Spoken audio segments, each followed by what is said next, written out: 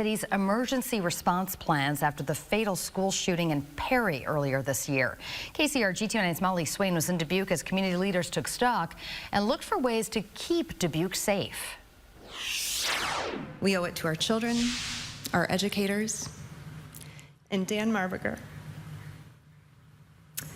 to commit to the work and ensure everyone can feel safe in school.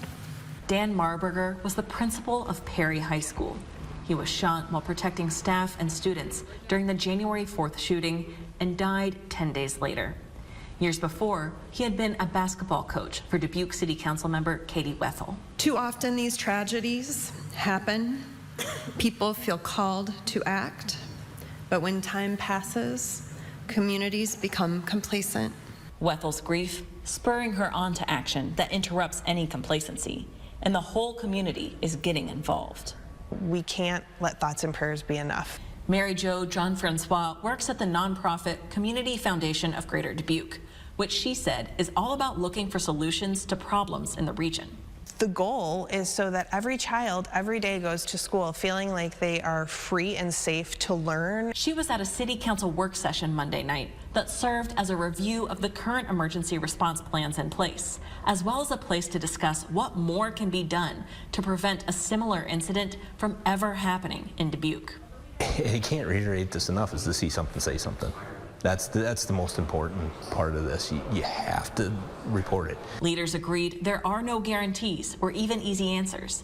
That's why the Community Foundation of Greater Dubuque is taking a holistic approach, holding community conversations throughout the summer to try and figure out if there is any action any person in the community can take to make a school shooting in Dubuque as unlikely as possible. We can come together and do really big things together to keep our kids safe. In Dubuque, Molly Swain, KCRG TV9 News. And tonight, Dubuque City Council members also passed a resolution to permanently close the railroad crossing at 15th Street. The city has plans to make upgrades to another crossing, the one at 14th Street. Officials said with those plans in the works and with fewer cars using the 15th Street crossing each day, it's difficult to justify the continued existence of the crossing. The closure ties into a much larger plan to turn downtown Dubuque into a quiet zone where trains are not required to blow their horns, a plan some residents are eagerly awaiting. It's very annoying. I mean, every day it's, late at night, early in the morning, overnight, they have to honk the horns all the time.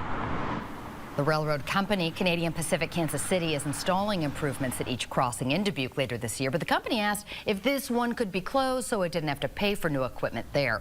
The company is paying for the cost of the closure.